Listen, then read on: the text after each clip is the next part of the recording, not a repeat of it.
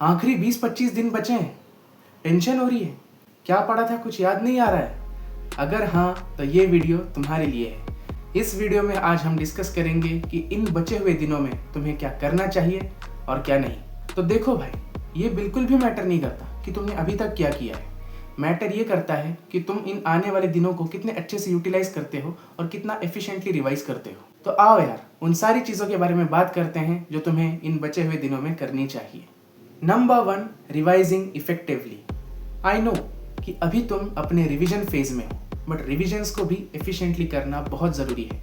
Practical subjects के लिए concepts को उठाओ, उन्हें फटाफट गो थ्रू करो and just jump on to the questions. जितनी ज़्यादा वैरायटी ऑफ क्वेश्चंस सॉल्व करके जाओगे उतना ही तुम्हारे लिए अच्छा है। बस वही क्वेश्चंस करने हैं जिनके अंदर सारी वैरायटी कवर हो जाए एंड जिनको तुमने इंपॉर्टेंट मार्क करके रखा हो। तुम चाहो तो प्रैक्टिकल सब्जेक्ट्स के लिए मैराथन्स भी अटेंड कर सकते हो। अकाउंट्स, कॉस्टिंग एंड एफएम के लिए मैंने भी मैराथन्स ही देखे थे। थियरी सब्जेक्ट्स में भी कंटेंट को अच्छे से लर्न करो। Just keep on going through the module, क्योंकि अल्टीमेटली एग्जाम में हमें मॉड्यूल की ही लैंग्वेज लिखनी पड़ती है।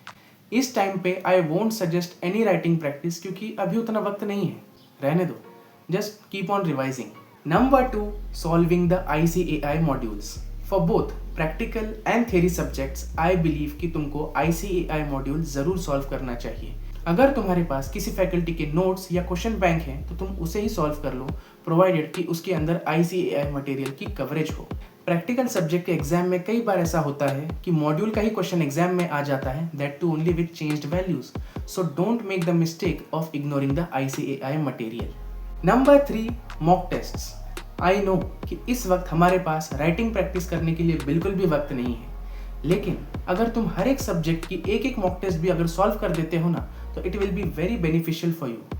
मॉक टेस्ट सॉल्व करने का सबसे बड़ा एडवांटेज ही ये है कि तुम्हें पता चल जाएगा कि तुम्हारी प्रिपरेशन कैसी हुई है एंड ये भी पता लग जाएगा कि तुम्हारा पेपर टाइम से कंप्लीट हो भी पाएगा या नहीं। सो आई वेरी स्ट्रांगली बिलीव कि तुम्हें हर एक सब्जेक्ट के लिए एक मॉक टेस्ट तो ज़रूर सॉल्व करनी चाहिए।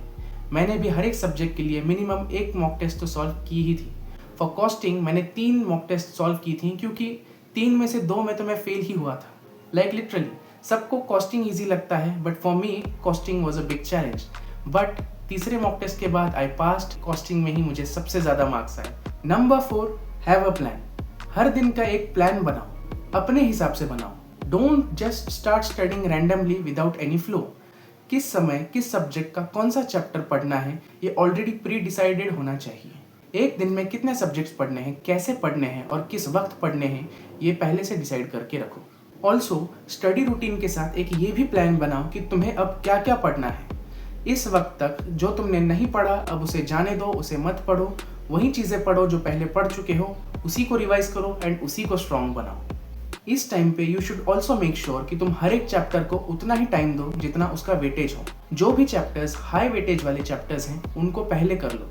इससे ये हो जाएगा कि तुम्हारी कम समय में ज़्यादा मार्क्स की प्रिपरेशन हो जाएगी। Number 5, take care of yourself. अपनी बॉडी का ध्यान रखो, अच्छा खाना खाओ, घर का खाना खाओ, खूब सारा पानी पियो।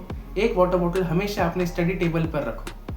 आई नो कि इस वक्त पर नींद कॉम्प्रोमाइज़ होगी एंड वो होती ही है, it is very natural, but make sure कि तुम 5 से 6 घंटे की नींद ज़रूर ले रहे हो। एंड सबसे ज़रूरी बात, डोंट पैनिक।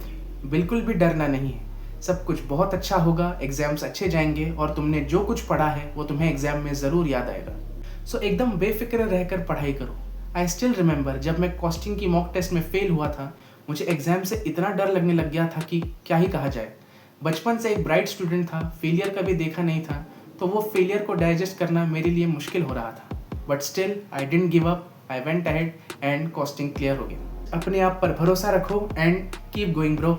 अगर वीडियो अच्छा लगा तो लाइक करो, सबके साथ शेयर करो एंड बचे हुए टाइम में हर एक सब्जेक्ट को कैसे प्रिपेयर करना है इसकी स्ट्रेटेजी चाहिए तो कमेंट डाउन बिलो।